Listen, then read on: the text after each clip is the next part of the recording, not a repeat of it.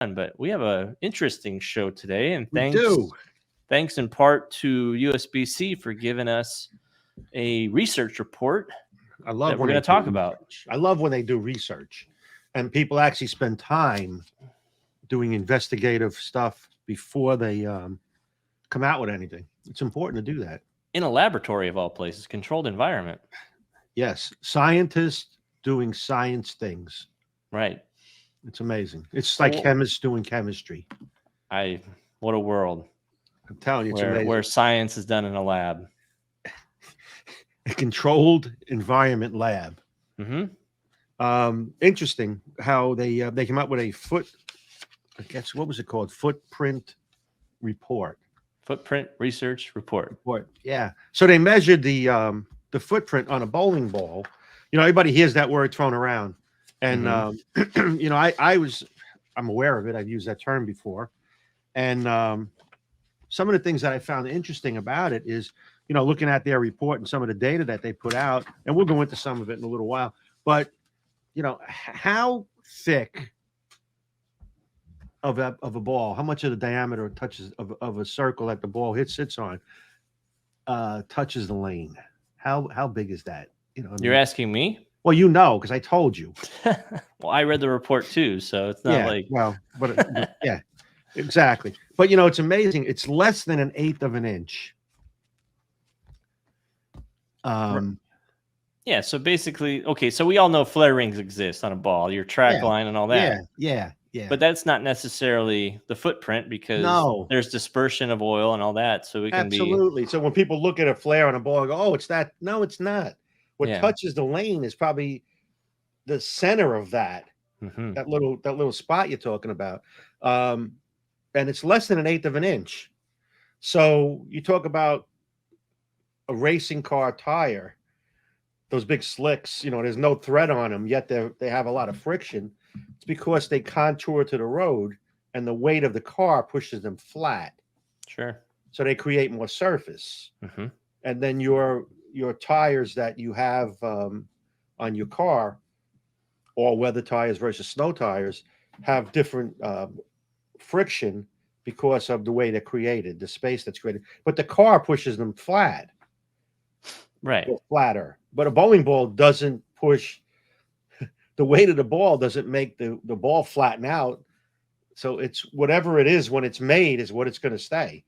Right. And USBC went out of their way with this fantastic new prototype.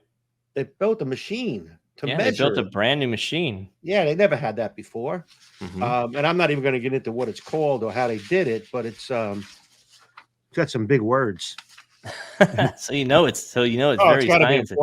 No, but it's a piece of glass, and it's some type of special glass that you put the ball on. Yeah, and it was engraved with the micro etching. Yeah, with the millimeter chart, the millimeter measurement. Yeah, and then they had a camera that took a picture of it, and you know it was really extensive. It's a 12.5-page report, and they use a lot of big words, but it was really cool to read it.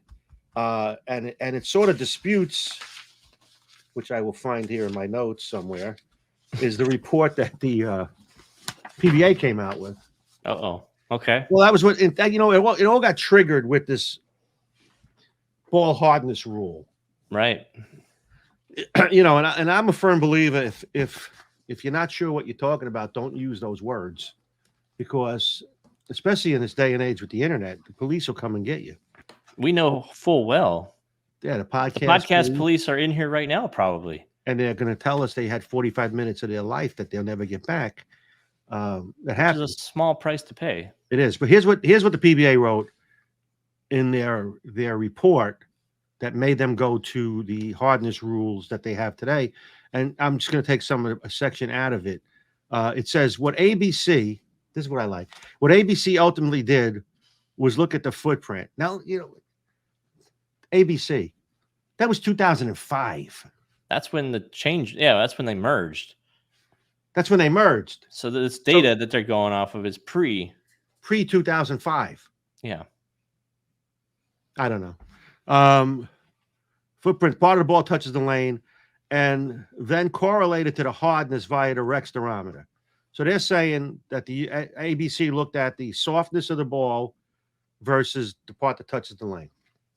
They saw at a hardness of 72, the footprint was negligibly minimal change. Had almost no change. But once the hardness dropped between 70 and 72, the footprint began to increase. Then as the hardness dropped below 70, the footprint began to measurably increase. Therefore, that is where they drew the line. Additionally, based on the gauge accuracy the durometer publicized, the Rex durometer is plus or minus 2 points. The limit of 72 made sense to ensure that the readings truly stay above 70. So they based their decision on some of the hardness of the urethane bowling balls on a 2005 report that or before, who knows how long ago, or before, you're right. Who knows when that actually came out, when they actually instituted hardness rules? I don't have that information.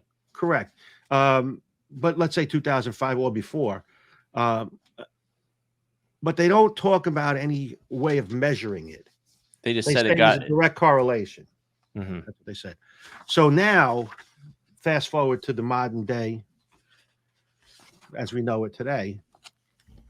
The American Bowling Congress, USBC now, United States Bowling Congress, said they developed a measurement system to repeatedly measure the footprint diameter of a bowling ball.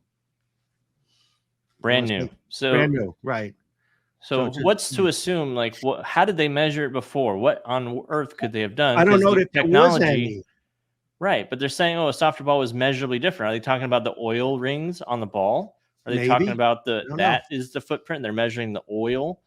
They're saying, you're saying the flare diameter, the flare distance of the oil, rings. Yeah, the flare. I got you. I don't know. Yeah, there was previous to yesterday, to our knowledge, there was no accurate way to measure the actual footprint of a bowling ball. That is correct. Right. And I tried to look up different, and it didn't exist. So it says developed a measuring wide. It says here we developed a measuring system to measure the footprint of a bowling ball using the device. USBC measured a wide range of urethane balls that varied in produced hardness. So they took not only the Purple Hammer, they took other urethane balls that had different hardnesses, produced hardnesses. Mm-hmm. Okay. So in the case of USBC, they all had to be above 73. Right? I think it was PBA 73. No. So USBC was 72.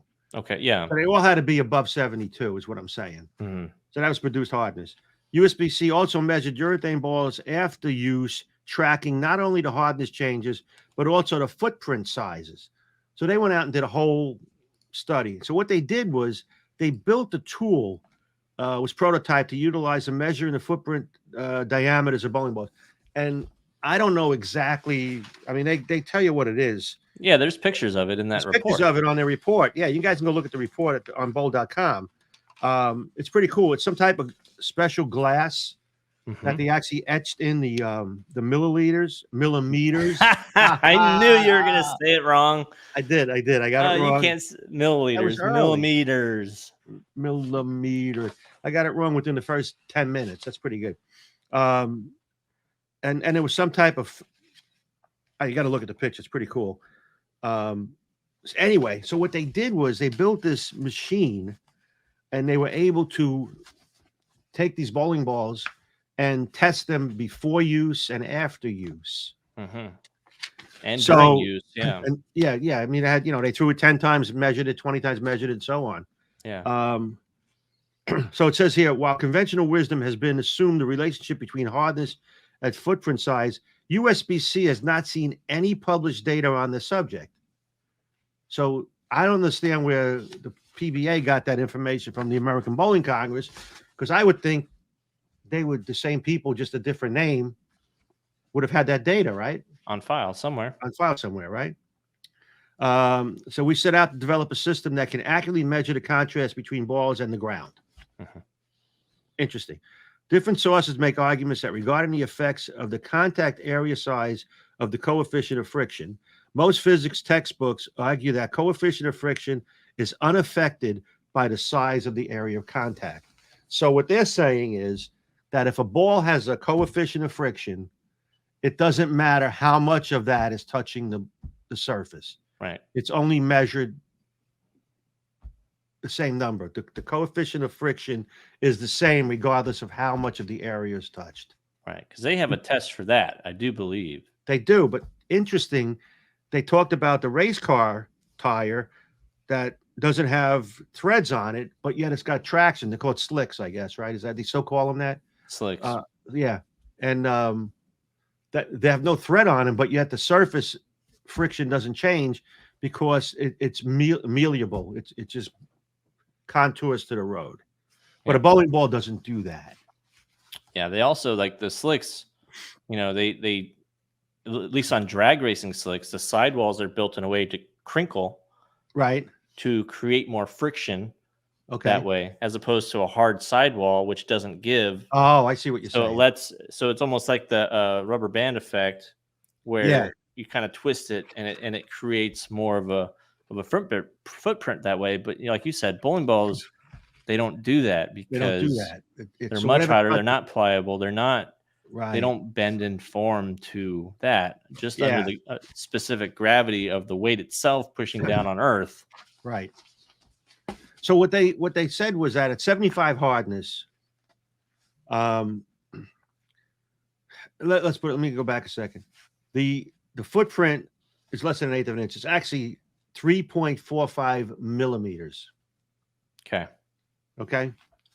At 75 hardness, which is about 0.13 inches, right? Somewhere in there. Yes, that's exactly what it is. 0.13 inches. At 75 hardness, they measured it, and it was 0.155 millimeters, 3.9 millimeters. Okay. 3.9 millimeters, right? Okay. Okay. So 1 point is what they were saying. 1 point in hardness changes 0.008 inches. I'm sorry, 0.008 millimeters. Okay. Which is the equivalent of 4 human hairs. Which is not much. It's not measurable. Mm-hmm. I mean, they could measure it because they built this unbelievable machine. I forget the word. It was a borosilicate surface that they put it on. So the difference hardness, and they tested the balls by throwing them and checking them every 10 throws. Is that what they did? Yeah, I thought it was 10, 40, 70, 100. Every 30 throws. 30. Yeah, it was 30 throws. Right. So they found out that, let's see, the first 100 shots, they measured the diameter. So in increments of 30. Mm-hmm. And it increases over the course of the 100 shots, it increased 0.008. Yeah. 4 human hairs, the footprint. Okay. So they clean these balls and then they let them rest. Now they 2 different samples. So it's not one ball. It's 2 different companies, 2 different balls. And one went from 0.153 to 0.161. There's the 0.008. And the other company was 0.156 to 0.163, just about the same number, right? So after they do this whole test, they take the balls, they clean them, and they let them sit overnight. So they go to a lab. So they come from their controlled environment where they throw them with. Right, they bring them into the lab. The robot, I'm guessing, the Earl. I'm sure it was the robot, right? Right, mm-hmm. And they take them back to the lab, clean them thoroughly. Let them sit overnight. To make sure. Right, and then they put them on this machine to measure the footprint again. And what did they find? That the footprint was bigger. And they realized it was because the residue was being squeezed out of the surface. In other words, it was in between the surface and the ball. So even though they cleaned the urethane ball, correct, there was still oil and residue pushed out, and it was measuring a wider footprint. It's like if you put a drop of water on the table and put a piece of glass over it. Mm-hmm. It squeezes it out. Yeah. So it looked bigger. So then when they went back and we cleaned it and did everything, it was back to what it normally was. Mm-hmm. But letting it sit overnight, it was it made it read wider, but it's not wider. Right. But okay, so in certain circumstances, Yeah, say in a non-lab environment, that someone saw this ball, they cleaned it, they said, hey, this ball is clean. it's We not cleaned clean. it, we let it sit overnight. Right. Now we're going to test it. Let's say we test it for hardness, or in this case, they're testing it for Yeah, footprint. footprint. Oh, well, yeah, it got softer. It got softer with use. Right. It's measuring, it's still measuring softer with the durometer, and it has a wider footprint. So therefore, It must have be gotten softer. softer and a wider footprint correlation. But interestingly enough, our guys, which are chemists doing chemistry, Randy is a genius when it comes to this stuff. He absolutely is. He really is. He had done this test and told the PBA and USBC what we had found, because we share our information. The USBC is a great partner. They listen to to some of the stuff that we've done, because we're not tainting it. We're giving them the information. Here, you come over by our place and you can test it, and we'll show you what to do. We'll show you how we do it. How we do it, and let's see if we're different and why. So I don't know if you have Randy's quote. I do. There it is. Yeah, this is back when we were talking about the original hardness rule and all that with the PBA and that whole episode. I believe I was episode 17. Using 99% IPA, which is pure rubbing alcohol, as pure as it gets, right, to clean the ball surface is not sufficient for thoroughly cleaning and removing oil from the ball. While this process may remove some of the oil, a single cleaning will also smear residual oil all over the surface of the ball. Additionally, the polymer structures found in urethane balls do have some degree of oil I can never say this word right, absorptivity and oil retention, so the oil located subsurface will reduce friction when penetrated by the durometer and denter, causing a lower hardness measurement. Removing the subsurface oil will require sanding and additional cleaning. Due to the nature of the polymer characteristics in urethane bowling balls, the shear deformation of the ball surface will cause a bigger change in the surface hardness as compared to reactive, but this impact is limited to the surface area and is not deep in the ball. So this is what was stated before, and this is being basically tried and true by the USBC in their standardized testing in the lab. Absolutely. That says, hey, we clean this ball and we let it sit overnight. But guess what?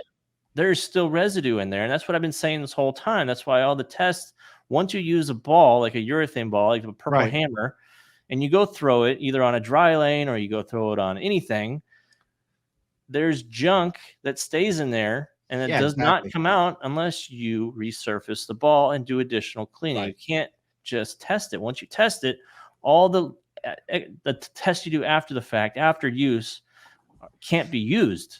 Right, exactly. Can't be used. You can't be depended on. No. So the USBC is really diligent about this, because they want to prove if there's a correlation between the ball being softer and the footprint being bigger, obviously, which was was stated by the PBA. And here's another section in their test, another observation they made. It said, during last year's hardness research, we reported at the end of 2022, we observed that the on-lane performance of a bowling balls that were manufactured at different hardness values were different. We knew that. I mean, the ball's harder or softer, right? Specifically, balls produced at a lower hardness hooked earlier and overall more than the harder counterparts. We got that. However, we observed no meaningful difference in the performance of equipment that softened with use. So they couldn't even measure the difference. I want to correct you there. The USBC specifically stated that their measurements are softer, right? Not necessarily that the balls are getting softer. That's the difference in terminology between USBC, which does this in a lab and does this in a controlled environment, versus PBA, which is out in the field testing balls that have been used. Yeah, it measured softer, but it actually was not softer. Right. With addition of the new measuring system, we created testing from last year, but this time incorporated footprint size with use as well as with hardness use. So that's when they come up and they said, we're going to do all of this testing. And what they found was the difference between the start to finish in the footprint size was 0.008. Yeah. The And there thickness was of, no no correlation of performance. impact and performance. Absolutely right. So these balls that they're measuring softer, they're not showing any correlation between ball performance having any kind of improvement as Right. they get softer. Right. So that goes back to all these whiners that we're still talking about. Like, oh, I can't compete. These balls get soft and they're not. The They're softer not they legal. hook more. It's That like, guy. just like you said, there's every bowler in the world would rather blame everything else Except on their the- shortcomings Yeah. and their lack of success Right. than Yeah. just say, oh, well, that ball is illegal. That ball is getting soft. Right. So And that's an advantage. yeah, and the problem goes back to chemistry again, that oil is a lubricant, not a solvent. Right. When the USBC straight up just said, well, does it really? Does it really impact ball performance? And they said, no, it's not measurable. No. It's not measurable. And it reads softer, but the performance is not different. Right. And we've discussed why they read softer is because We even know the why. USBC says you can't get all the residue out of a ball unless, like Randy says, you do a full Gotta resurface it. resurface. You got to do a full resurface, Right. get it back to where the box surface was or whatever, then retest it. So if the ball tests legal when it's out of the box, brand new, just manufactured, there should be no issue with it being used. They don't get softer. They measure softer. That's completely two different realms there. I Right. don't care how much you clean your equipment. You can't clean all the residue off the ball. No. And the footprint does not get bigger, and nor does it matter. The footprint is what it is from when it was made. Mm-hmm. It doesn't change. The Yeah. footprint does not get wider. Hmm. So it's at least measurably wider. So that's interesting. It was just it's a study. It's on bowl.com. Yep. And their specifications tab. Oh my God, it's everything You they can find do. it and go read it for yourself. Yep. It's in Yeah. their equipment and specifications Right. in their October publication. So you can go find it on their website. Very interesting data. And it kind of goes hand in hand and kind of goes right against what some of the other reports we're seeing. Exactly. And you know what? So- At least they went out and did the whole study before they come out and said anything. Yeah. What a world that we can actually have some reliable data. We have to have reliable data. And you know what? It was fantastic that it came out. I mean, Not only reliable, but repeatable. That's the other thing. And they built the whole instrument. Right. that To they be able could to do this. Yeah, it wasn't, And then when they found an anomaly, like, hey, we cleaned this ball, but it's measuring, the footprint's still measuring wider. Why? They went and found out why. Why is it? Okay, well, hey, there's still some stuff left in the surface. Exactly. Weird. Okay. Well, I thought I cleaned that. Yeah. So, it's funny because it doesn't hold it doesn't hold water. It doesn't make sense when you talk about somebody rolling a ball in a dry lane and then measuring it. And all of a sudden it's 3 points lower. Like, give me a break. But here's the difference. Let me ask this question and see if it makes sense to you. We know that the footprint on a ball is less than 1/8 of an inch. Yeah. So if you roll a ball down a ramp on a dry lane, dry surface, how did you measure 10 spots on that ball in that 1/8 of an inch circle that it rolled over on a dry lane where there's no oil ring? I don't know how you can do it. I mean, you can't do it, right? I don't know. I'm not gonna say can't because I wasn't there. But well, the other thing is, like, they're rolling it. How do you measure something that's moving? Well, when it's done, you picked it up and you measured where it rolled. I don't think so. No, the ball has to be stationary. Right. It's measuring a single impact there, a single spot with a microscopic camera that can. Anyway, if you look at the report, it's zoom. It's a crazy camera they have. It's great. Yeah, so USBC went out and did the right thing, and they sent out this report yesterday. I haven't heard anybody else in the industry make a comment on it. Yeah, you would think no other organization would have come out and said, "Oh wow, we were wrong. Wow, we were I can't say it. Can't say it. Yes, the most honest reporting out there. Yeah, I can't say it. Can't say it. But here's the problem: it impacts our business. Yeah. because wait, yeah, Oh, yeah, I think I got it. No, I heard a little static. It's coming through though. I think Oh yeah, it's still legal, legal. illegal. Unbelievable. I'm Yeah, telling you. and this report is pretty much going to put to rest any Well, it's not, questions we got as far as like, oh yeah. well, the PBA is banning the purple hammer. Is the USB going to follow suit? Well, we know Well, they're not, right? they're not. No, they So just like, proved that it didn't change. it doesn't They've only change performance, even though they're measuring softer. It's they're not because softer. once you use a ball, the residue gets in and Good. mucks up all the instruments Yeah. that are used. Even the Yeah. brand new one that they just built to measure footprint, it messes with that reading as well. As well as that one, right? Not Exactly. just the durometer. So the other No. thing is like in that report is like after 10 shots, it goes from what 74, 75 down to 71, like immediately. Right. Then it plateaus from there, 71 all the way up to 100 shots. So you would think, oh well, after you use it for 100 shots, it should go down even more, right? Because It it should be gets like soft. 42. Yeah, it should be melted into your bag. Yeah, it should be a pancake. Yeah, I bring it out and I got to reform my ball into a shape that I can use. You got to get the tire pump and start pumping it back Yeah, up. doesn't happen. Yeah, Does or the not Reebok pumps going back old school. Yeah, exactly. So